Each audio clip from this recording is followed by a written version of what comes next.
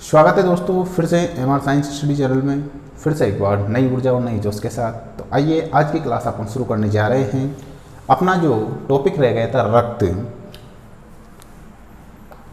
पिछले वीडियो में अपन ने जो रक्त था उस रक्त के बारे में सामान्य सी चर्चा की कि रक्त क्या होता है, रक्त में क्या क्या चीज़ें पाई जाती है और रक्त का ठोस भाग, तरल भाग, इन सब चीज़ों के बारे में अपन ने जाना था। तो उसमें से जो अपन इस वीडियो में पढ़ेंगे, तो आज के जो वीडियो में पढ़ेंगे अपन, जैसे कि ब्लड ग्रुप होते हैं और भी जैसे एंटीजन, एंटीबॉडी, रक्त किस किस को दे सकते हैं, किससे ले सकते हैं, इन सब चीज़ों के बारे में आज अपन जितनी भी अपनी बची कुची जितनी भी चीज़ें हैं रक्त के बारे में, आज उन सबका अपन अध्ययन इस वीडियो में कर लेंगे। तो आइए और बने रहिए लास्ट तक इस वीडियो में रक्त की पूरी जानकारी लेने के लिए। चलो शुरू करते हैं आज का टॉपिक अपना। तो दोस्तों उस वाले टॉपिक के अंदर एक चीज रह गई थी, लसिका। ये भी एक द्रव्य है, ये मान लीजिए ये भी एक तरल द्रव होता है। जैसे कि रक्त के बारे में अपन ने जाना था ना, और जो गया वीडियो मैंने डाला था उसमें एक बालक ने पूछा भी था कि सर ये जो तरल संयोजी ऊतक होता है ये क्या होता है। तो मैं आपको समझा दूं कि तरल तो अपन इस रक्त को इस वजह से कहते हैं क्योंकि तरल के अंदर क्या है, द्रव। अगर तरल की अपन अगर परिभाषा समझें तो तरल के अंदर द्रव और गैस दोनों आ जाते हैं। कहने का मतलब ये होता है कि जो बह सकते हैं, ठीक है। और ऊतक और संयोजी ऊतक, इसके अंदर लिखा हुआ है संयोजी। संयोजी का मतलब है जोड़ने वाला, ठीक है। और ऊतकों का काम तो यही होता है कि ऊतकों का जो समूह है वो मिलकर के क्या बनाता है, अंग बनाता है। इसी के कारण जो अपना जो रक्त होता है वो रक्त भी क्या करता है, अंगों का संचालन करता है, अंगों को जोड़ने का काम करता है, एक अंग को दूसरे अंग से जोड़ने का काम करता है, ठीक है। इसी कारण से रक्त को तरल संयोजी ऊतक भी कहते हैं। तो ठीक है, आज अपन जो बात कर रहे थे लसिका के बारे में। ये जो लसिका है ये एक तरल द्रव है और ये कैसा है, रंगहीन, ठीक है। तो ये रंगहीन तरल द्रव है। पहली चीज तो ये बात याद रखनी। लसिका के बारे में इतना कुछ है नहीं, लेकिन ये एक रक्त का छना हुआ भाग बोल सकते हो आप इसको, रक्त का छना हुआ भाग। अब ये छना हुआ भाग कैसे है उस चीज को जान लें कि जब अपन रक्त जो अपना जो रक्त है जब वो धमनियों के द्वारा केश नलिकाओं में प्रवाहित होता है, ठीक है। ये एक नॉर्मल सी प्रक्रिया है, इस चीज़ को आप समझ लीजिए। जब रक्त धमनियों के द्वारा जब केश नलिकाओं में जाता है, तो केश नलिकाओं में जाने के पश्चात जो रक्त के अंदर जो पोषक तत्व होते हैं जिनमें प्रोटीन्स वगैरह है, प्लाज्मा, ठीक है। तो वो जो प्रोटीन है उसमें से जो बड़ी वाली जो प्रोटीन के जो कण होते हैं, बड़े होते हैं, वो तो नहीं छन पाते, लेकिन जो बारीक जो कण होते हैं वो भी क्या है, छन करके इसके साथ आ जाते हैं और ये रक्त का एक तरल सा भाग बच जाता है। इसी तरल भाग को क्या कहते हैं, लसिका कहते हैं, ठीक है। तो मैं यहां लिख देता हूं, रक्त जब धमनी से केश नलिकाओं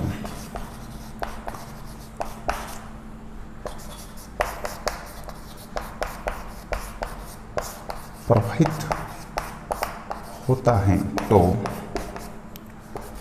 कुछ प्रोटीन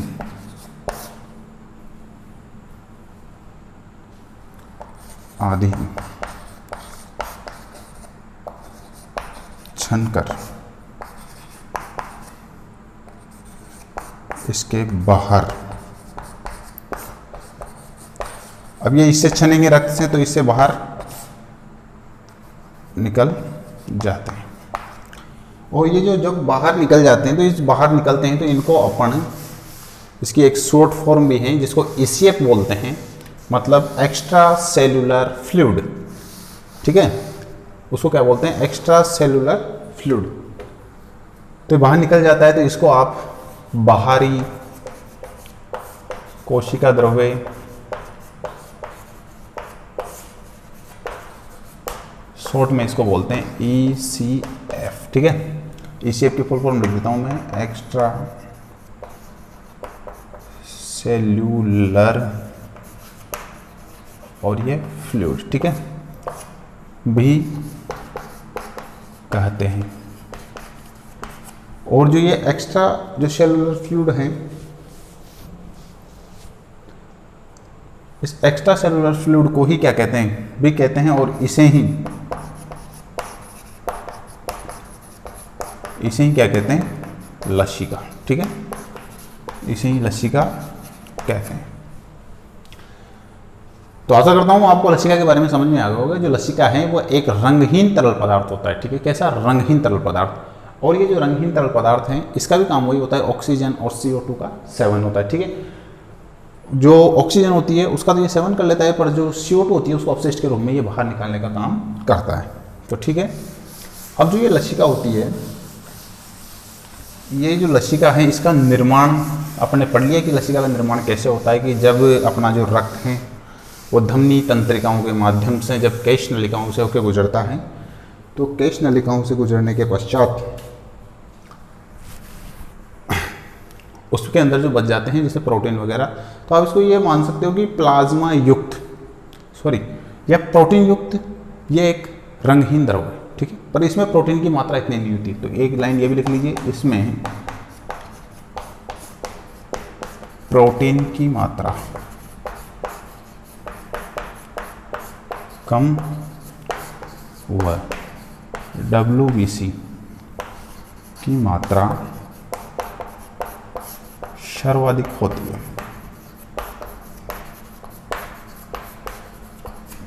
ठीक है, अब इसके लिखिए आप कार्य। पोषक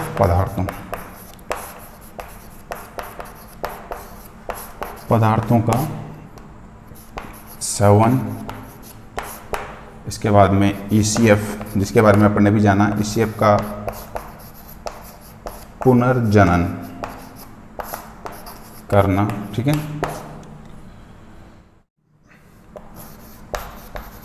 उत्तक को नम बनाए रखना। ठीक है, ये इसके 3 महत्वपूर्ण कार्य कर लेते हैं। आज का जो अपना जो नया टॉपिक होगा, ये पहला जो लसिका था इसके बारे में अपने सामान्य सी जानकारी प्राप्त की, और अब जो अपन जानकारी प्राप्त करने जा रहे हैं अपना बड़ा सा टॉपिक है रक्त समूह के बारे में। ठीक है, रक्त समूह, इसकी खोज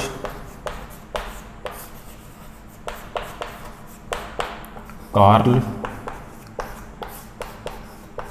लैंडस्टीनर। ठीक है, बहुत सी बार पूछा जा चुका प्रश्न नहीं कि जो रक्त समूह है इसकी खोज किसने की थी, तो आपका उत्तर हो जाएगा कार्ल लैंडस्टीनर ने। ठीक है,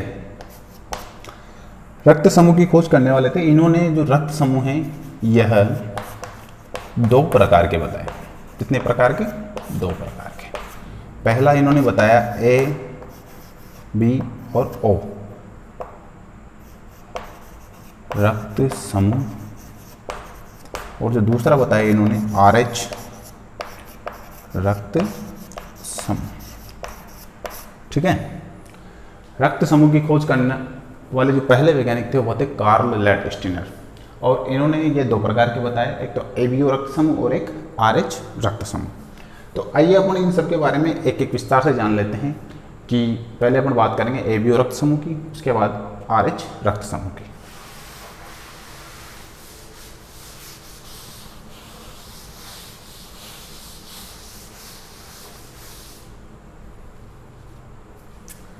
देखो, ABO समूह की अगर अपन बात करें, ABO समूह RBC पर पाई जाने वाली एक प्रोटीन होती है। ठीक है, जिसे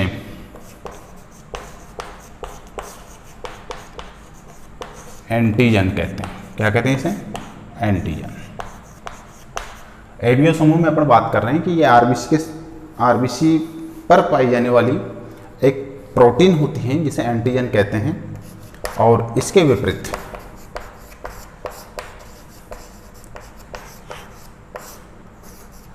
AB जो एंटीबॉडी,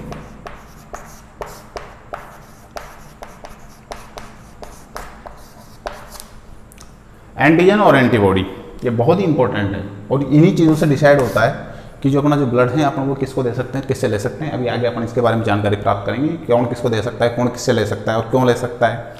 ठीक है, तो अभी इतना याद रखिए कि एबी और रक्त समूह की अपन बात करें तो एबी और जो होता है वो क्या होता है कि आरबीसी में अंदर पाई जाने वाली प्रोटीन होती हैं जिसे एंटीजन कहते हैं, और इसके विपरीत ए और बी एंटीबॉडी बनती है। ठीक है, चलिए साहब, और ये जो एंटीबॉडी बनती है ये बनती है प्लाज्मा में। ये तो कहाँ होती है, जो एंटीजन बनता है वो तो होता है आरबीसी के अंदर, और जो एंटीबॉडी होती है वो कहाँ पे होती है, प्लाज्मा। इन चीज़ों को साथ के साथ लिखते रहें क्योंकि ये बहुत महत्वपूर्ण चीज़ें हैं। ऐसा नहीं है कि जो यहाँ पे लिखाई जा रही है, मैं कह रहा हूँ ना आपसे कि जो भी मतलब हर एक लाइन ये मान लीजिए कि अपने आप में एक इम्पोर्टेंट है, और वह अपने आप में एक इम्पोर्टेंट होने के कारण ही यहाँ से बहुत सारे प्रश्न पूछे जाते हैं। चलिए तो बात कर लेते हैं एंटीजन।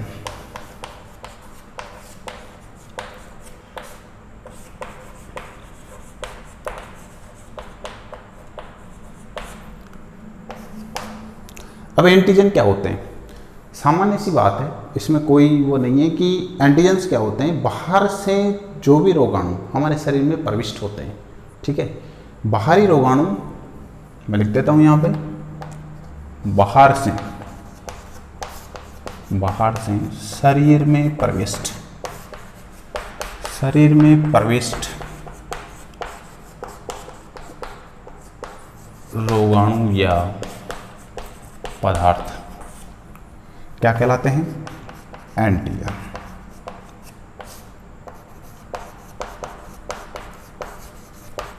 प्रविष्ट रोगाणु या पदार्थ एंटीजन कहलाते हैं। ठीक है, और जैसे ही ये एंटीजन अपने शरीर में प्रवेश करते हैं, एंटीजन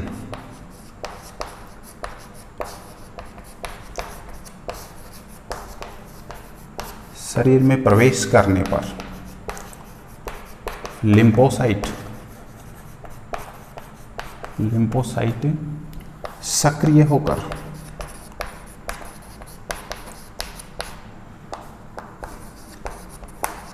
केंद्रीय मध्यस्थ प्रतिरक्षा तंत्र बनाती है, CMI मतलब सेंटर मीडिएटर इम्यूनिटी सिस्टम बनाती है। ये क्या काम करती है, जो एंटीजन को नष्ट करती है। ठीक है, एक बार उतार लीजिए इसको फटाफट से।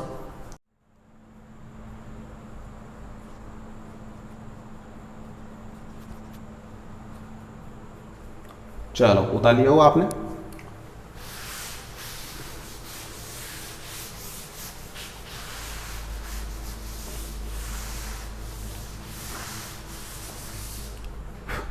नेक्स्ट इसमें बात है कि जो सिरा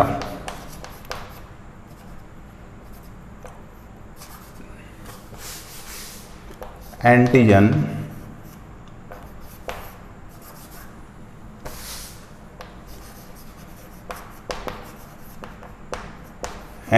का जो सिरा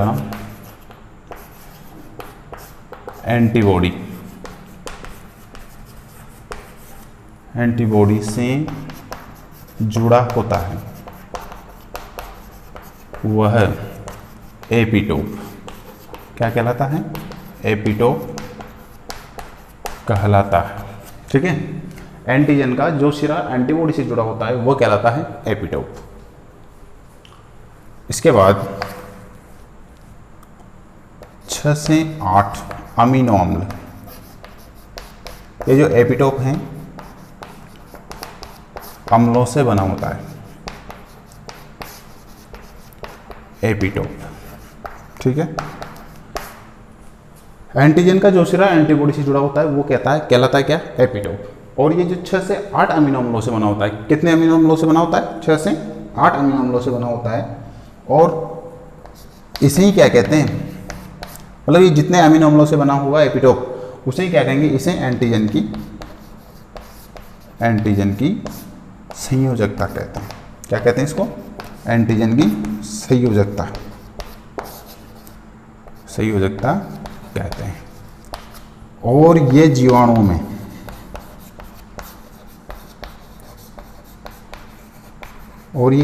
में लगभग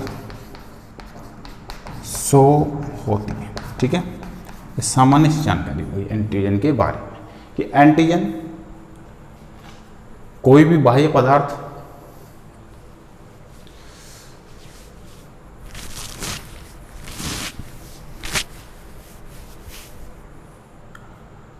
अपना जो एंटीजन होता है वो कोई भी बाह्य पदार्थ या रोगाणु जो शरीर में प्रविष्ट होते हैं वही एंटीजन कहलाते हैं। जैसे ही एंटीजन अपने शरीर में प्रविष्ट होता है तो अपनी जो लिम्फोसाइट होती है वो सक्रिय होकर के सेल मीडिएटर, ठीक है, सेल मीडिएटर इम्यूनिटी सिस्टम तैयार करती है, जिसे कोशिका मध्य प्रतिरक्षा भी बोलते हैं, तो वो क्या करती है, एंटीजन को नष्ट करती है। और जब एंटीजन का जो शिरा एंटीबॉडी से जुड़ा होता है उसे कहते हैं एपिटोप। ठीक है, और ये 6 से 8 अमीनो अम्लों से बना होता है और इसे एंटीजन की संयोजकता भी कहते हैं। और ये जीवाणु में लगभग कितनी होती है? 100।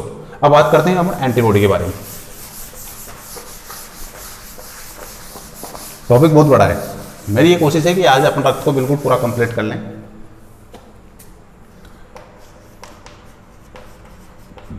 एंटीबॉडी यह एक विशेष प्रकार की, आपको पता होगा कि जब अपन ने WBC के बारे में बात की तो WBC के अंदर एक ग्लोबुलिन नाम की एक प्रोटीन आई थी। ठीक है, तो वो अभी यहाँ पे काम में आएगी क्योंकि वहाँ पे उसके बारे में अपने उपयोग लिखवाया था कि ये प्रतिरक्षा तंत्र को मजबूती प्रदान करती है। तो मजबूती प्रदान करने का कारण है कि एंटीबॉडी है हमारी इम्यूनिटी। ठीक है, इम्यूनिटी सिस्टम चल रहा है तो इम्यूनिटी सिस्टम के अंतर्गत एंटीबॉडी का मतलब एक्टिव होना बहुत ही जरूरी है। तो एंटीबॉडी कैसे बनती है? तो आइए बात कर लेते हैं कि यह एक प्रकार की गामा ग्लोबुलिन नामक प्रोटीन है। ठीक है, यह एक प्रकार की गामा ग्लोबुलिन नामक प्रोटीन है जिसे इम्यूनोग्लोबुलिन भी कहते हैं। ठीक है, यह एक प्रकार की गामा ग्लोबुलिन नामक प्रोटीन है जिसे इम्यूनोग्लोबिन भी कहते हैं।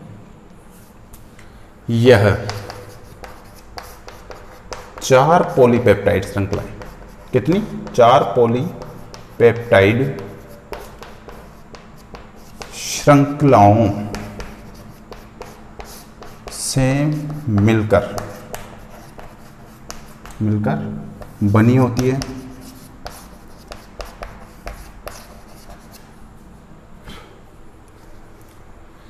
यह एक प्रकार की गामा ग्लोबुलिन नामक प्रोटीन है जिसे इम्यूनोग्लोबिन भी कहते हैं। और ये 4 प्रकार की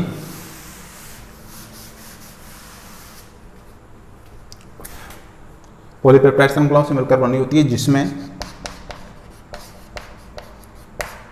2 हल्की, ठीक है, और 2 भारी होती है।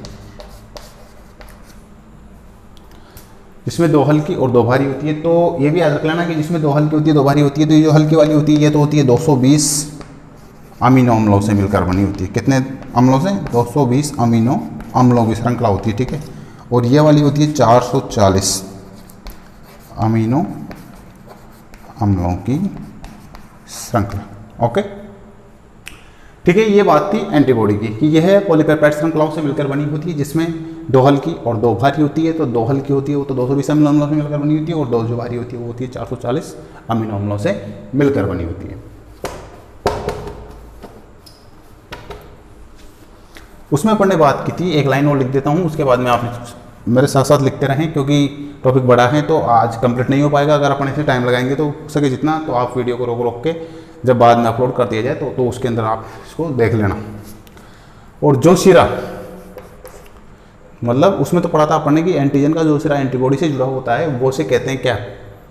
एपिटोप। और इसके अंदर जो शिरा एंटीबॉडी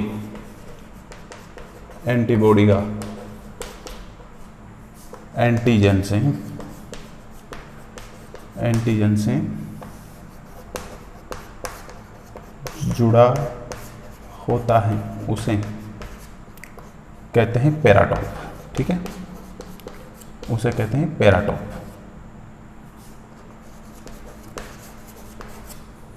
उतार लो इसको एक बार फटाफट से, मिलकर बनी होती है। चलिए अब बात कर लेते हैं अपने एंटीबॉडी के प्रकारों के बारे में कि एंटीबॉडी कितने प्रकार की होती है।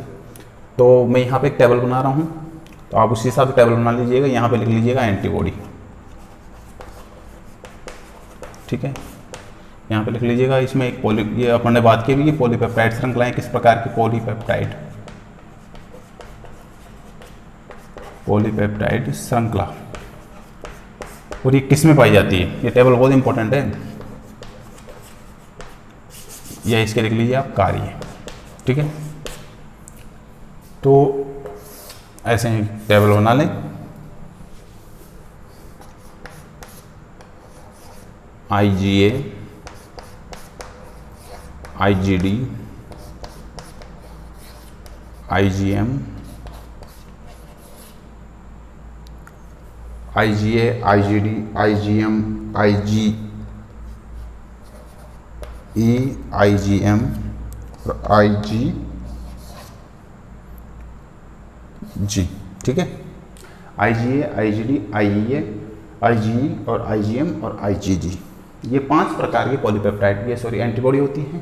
तो जो IgA होती हैं वो तो होती, उसमें तो पाई जाती है अल्फा प्रकार की। ठीक है, जो D होती हैं उसमें पाई जाती है डेल्टा प्रकार की, या इसको आप कैसे भी लिखा हुआ मिल जाएगा आपको ये बुकों में।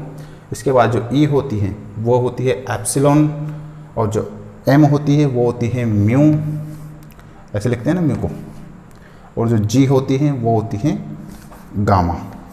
ये तो होती हैं इनके अंदर पॉलीपेप्टाइड श्रृंखलाएं। IgA में अल्फा, IgD में डेल्टा, IgE में एप्सिलॉन, M के अंदर म्यू और G के अंदर गामा। ऐसे याद रह जाएगा, A से अल्फा, D से डेल्टा, E से एप्सिलॉन, M से म्यू और G से गामा। ठीक है, इनको तो आसानी से आप याद रख सकते हो कि एंटीबॉडी और पॉलीपेप्टाइड श्रृंखला। अब इनकी बात करते हैं, इनकी कार्य क्या है। जो IgA होती है, यहाँ से बहुत सी बार प्रश्न पूछा जा चुका है, ये पाई जाती है माँ के दूध में। डायरेक्ट क्वेश्चन पूछ लेते हैं यहाँ से कि माँ के दूध में किस प्रकार की प्रतिरक्षी पाई जाती है साहब, और एक होती है ये लार के अंदर। ठीक है, इसके बाद में बात करूँ IgD की, तो ये होती है प्लाज्मा में। और इसके बाद IgE जो होती है वो होती है एलर्जी के समय। तो ये प्रश्न भी बहुत सी बार पूछा जा चुका है कि एलर्जी के समय उत्पन्न होने वाली प्रतिरक्षी कौन सी है भाई। ठीक है, तो आपका उत्तर क्या होगा, IgE। इसके बाद मैं बात करूँ IgM की। जो IgM होता है ये होती है सबसे पहले बनती है साहब, ये सबसे पहले बनने वाली प्रतिरक्षी का नाम बताइए, एंटीबॉडी का नाम बताइए। तो आप बता दोगे साहब IgM। ठीक है, और जो गामा ग्लोबुलिन होती है ये होती है संख्या में सर्वाधिक। ठीक है, संख्या में सर्वाधिक। फटाफट से इसका स्क्रीनशॉट ले लें या इसको एक बार आप लिख लें। चलिए, आपने उतार लिया होगा।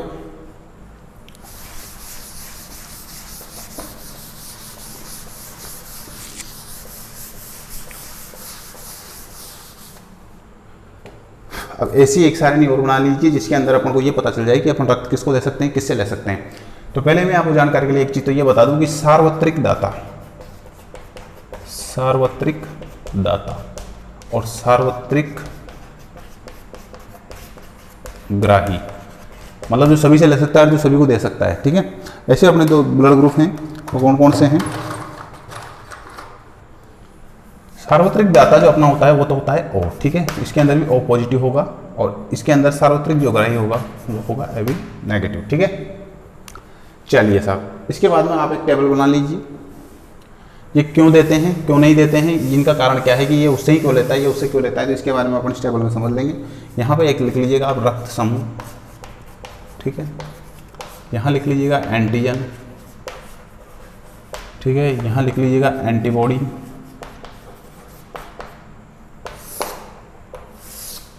इसके बाद यहाँ लिख लीजिएगा कौन लेगा,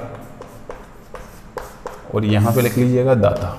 ठीक है, मतलब एक्सेप्टेड, डोनर, एंटीबॉडी, एंटीजन और रक्त। अब रक्त समूह पर अपन बात कर रहे हैं तो कौन सा वाला पढ़ रहे हैं अपन अभी, ABO वाला। तो A, B, AB और O। ठीक है, जो ए जो रक्त समूह होता है उसमें ए प्रकार का एंटीजन पाया जाता है, और एंटीबॉडी कौन से प्रकार की पाई जाती है इसमें, बी प्रकार की। बी वाला जो रक्त समूह होता है उसके अंदर बी प्रकार का एंटीजन पाया जाता है, और एंटीबॉडी किस प्रकार की पाई जाती है, ए प्रकार की। क्योंकि एंटीजन तो देने के लिए निर्धारण होता है, लेकिन जो लेता है उसमें निर्धारण किसका होता है, एंटीबॉडी का। ठीक है, इसी कारण से ठीक इनके विपरीत इनकी एंटीबॉडी पाई जाती है। तो ए के अंदर ए एंटीजन पाया जाएगा और एंटीबॉडी पाई जाएगी बी, और इसके अंदर ये पाया जाएगा, और इसके अंदर जो एंटीबॉडी होगी, एंटीजन होगा वो ए बी प्रकार का, लेकिन इसमें एंटीबॉडी नहीं पाई जाएगी। और यही कारण है इसका मुख्य कि ये क्या करता है, सभी से लेता है। भाई मेरे पास तो कुछ भी नहीं है, मुझे तो बस दे दो। और ये जो ओ होता है बेचारा, ये क्या करता है, आ जाओ, कोई भी आ जाओ और मेरे से ले जाओ, क्योंकि ये दाता है भाई, दान दाता कहते हैं ना, इसके पास सब कुछ होता है बस। पर इसके पास एंटीजन नहीं होता, एंटीजन नहीं होता तो कोई भी आके पकड़ के कि ले भाई ओ मुझे तेरा रक्त दे दे, ये भी मना नहीं करता, भाई ले जा। और इसके पास यहाँ पे ए भी। ठीक है, ये इस प्रकार अपनी टेबल कंप्लीट हो जाती है। अब ये जो ए है, ये एक देगा इसको या तो ए को या ओ से, ये किससे ले सकता है, केवल ए से या ओ से। और जो ये बी है, ये बी से और ओ से, ये ले सकता है, ए से भी ले सकता है, ये बी से भी ले सकता है, ये और ओ से भी ले सकता है। ये जब ये ए से ले लेगा, ए बी से ले लेगा और ओ से ले लेगा, और अपने स्वयं से तो लेगा ही, क्योंकि तो सभी से लेता है। लेकिन जो ओ होता है ये क्या करता है साहब, ओ से ही लेता है, इसके अलावा ये किसी से भी नहीं लेता। इसकी अपन बात करें बाद में, तो ये देगा किस किस को, अब ये ए वाला ये देगा साहब ए को और ए बी को, क्योंकि ए बी के अंदर भी तो ए बी प्रकार का एंटीजन पाया जा रहा है ना, तो ये ए को भी दे सकता है और ए बी को दे सकता है। इसी प्रकार ये बी और ए बी को देगा। ए बी है, सब मना कर देगा साहब, हम किसी को नहीं देंगे, केवल किसको छोड़ के, ए बी को छोड़ के। और ये ओ है, ये सभी को देता है, ए को दे देगा, बी को दे देगा, ए बी को दे देगा, और ओ को तो देता ही है। ठीक है, इस टेबल को भी उतार लो आप फटाफट से।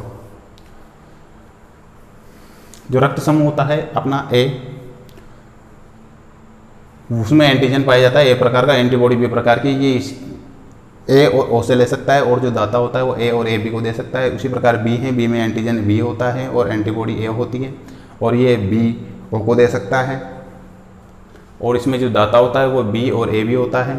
इसके बाद ए बी एंटीजन और एंटीबॉडी इसमें पाई नहीं जाती, इसी कारण से ये A B O A be in सभी से ले सकता है। इसीलिए इसको सार्वत्रिक दाता, ये सार्वत्रिक ग्राही भी कहते हैं, और ये केवल ए बी को ही देता है। और इसके बाद रक्त समूह है ओ, ये इसमें कोई एंटीजन पाया नहीं जाता, और ये एंटीबॉडी पाई जाती है ए बी, इसी कारण से ये ए बी और ओ सभी को डोनेट कर सकता है। चलिए, तो इतना सा आपको याद रखना है। और जो रक्त समूह का जो अपना निर्धारण है वो किसके आधार पर किया जाता है, एक लाइन ये भी इंपॉर्टेंट है, ये लिख लीजिएगा। बहुत सी बार ये भी पूछा जा चुका है कि जो रक्त समूह का जो आधार निर्धारण है वो किसके आधार पर किया जाता है। तो आपसे ऑप्शन दे दे, एंटीबॉडी या एंटीजन, आपका उत्तर होगा रक्त समूह का निर्धारण एंटीजन, एंटीजन के द्वारा किया जाता है। ठीक है, अब जो अपन जो नेक्स्ट पढ़ेंगे वो पढ़ेंगे RH समूह के बारे में, RH फैक्टर। ठीक है, और इसकी खोज लैड स्टीनर और एक वैज्ञानिक और था वीनर। और सर्वप्रथम किसमें की थी, मकाका रिसस, एक बंदर का नाम है। सर्वप्रथम इस फैक्टर को देखा गया। ठीक है, जिसमें RH पाया जाता है, वो तो होता है RH पॉजिटिव, और जिसमें नहीं पाया जाता वो होता है RH नेगेटिव। ठीक है, बहुत इंपॉर्टेंट बात है ये RH फैक्टर के बारे में कि इसकी जो सर्वप्रथम खोज थी वो किसने की थी, कार्ल लैड स्टीनर और वीनर ने। और मकाका रिसस नामक एक बंदर था, उसमें इन्होंने इसको सर्वप्रथम देखा। और जिसमें RH पाया जाता है उसको तो बोलते हैं RH पॉजिटिव, और जिसमें नहीं पाया जाता उसको बोलते हैं RH नेगेटिव। चलिए उतारो इसको।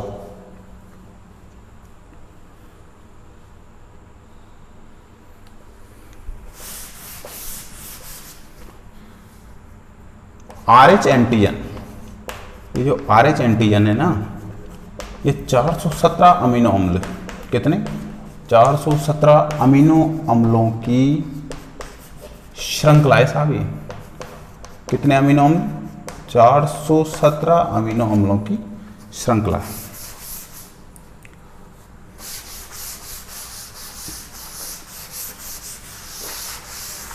और RH जो कारक होता है वो भी 5 प्रकार का होता है। अपने एंटीबॉडी पड़ी थी 5 प्रकार की, वैसे ही RH कारक 5 प्रकार का, जिसमें RH-C, RH-c, RH-D, RH-E और RH-e। ठीक है, ये 5 प्रकार की होती है, ये भी नोट कर लीजिएगा आप। RH-C, RH-c, RH-D, ये इनके नाम दे रखे हैं। ठीक है, RH-C, RH-c, RH-D और RH-E और RH-e।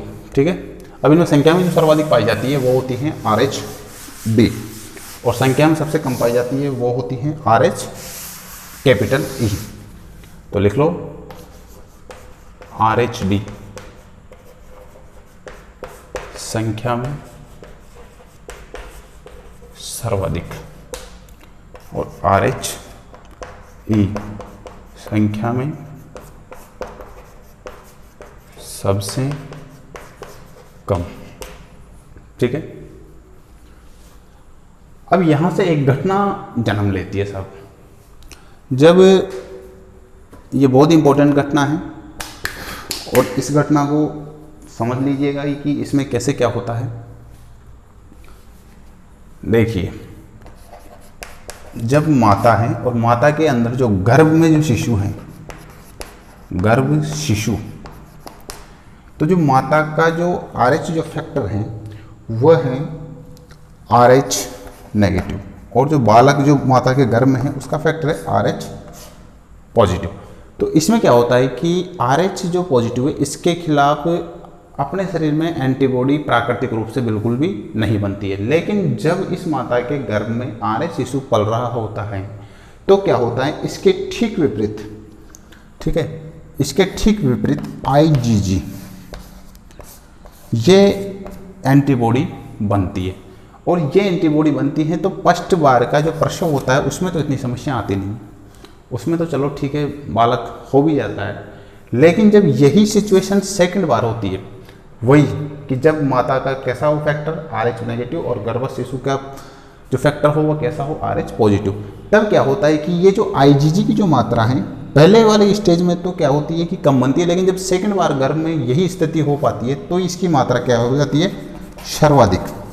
और जब इसकी मात्रा सर्वाधिक हो जाती है तो ये क्या करती है, ये जो प्रतिरक्षा बनती है ये कर देती है रक्त का समूहन।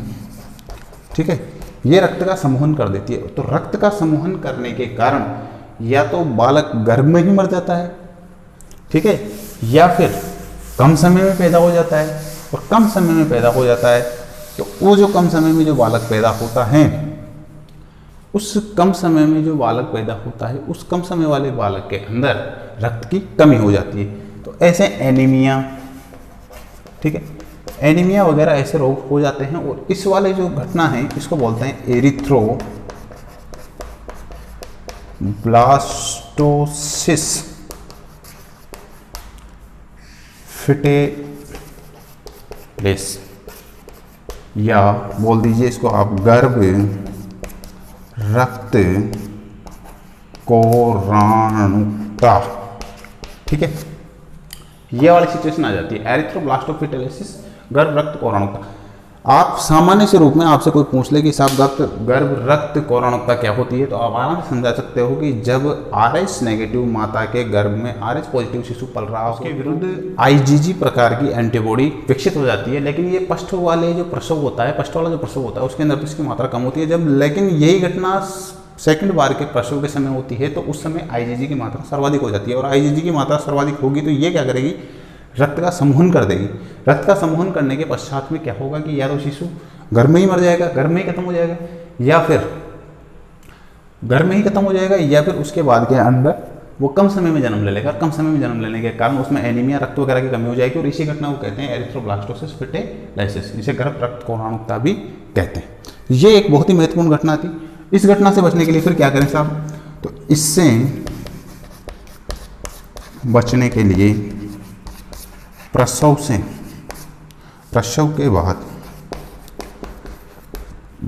72 घंटे के भीतर, जो फर्स्ट वाला जो प्रसव हुआ ना, उसके 72 घंटे के भीतर ही RHD का इंजेक्शन लगाया जाता है।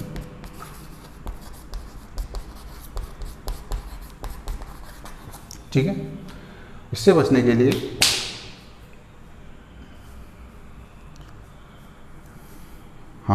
इससे बचने के लिए प्रसव के बाद 72 घंटे के भीतर ही RHD या IgG,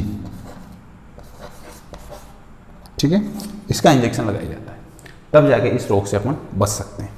चलिए साहब, आशा करता हूँ आपको ये चीज़ भी अच्छे से समझ में आ गई होगी। अब साहब आती है बात रक्त आदान की, कि रक्त अपन किसको दे सकते हैं, किससे ले सकते हैं। तो ये चीज़ अपन ने पढ़ी ली, लेकिन इसमें इतना सा याद रखना चाहिए कि अपन रक्त और किन किन चीज़ों से भी ले सकते हैं। तो एक सामान्य सी परिचर्चा है कि साहब रक्त दो ही प्रकार से लिया जाता है, एक तो समजात और एक समजीवी। समजात और समजीवी टॉपिक है अपना रक्तादान, मतलब किसको दे सकते हैं। तो समजात के अंदर तो अपने समान, ऐसा नहीं है कि मनुष्य को बकरी का रक्त चढ़ा दें, अपने समान जीवों से, ठीक है, और इसके अंदर अपना ही रक्त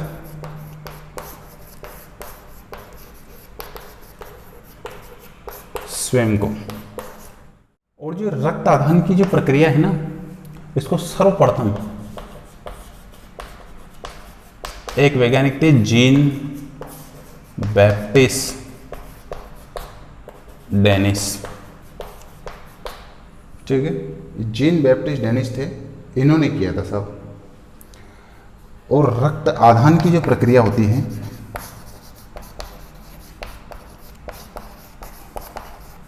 ये भी एक क्वेश्चन है, रक्त आदान की प्रक्रिया शिराओं के माध्यम से, किसके माध्यम से, शिराओं के माध्यम से।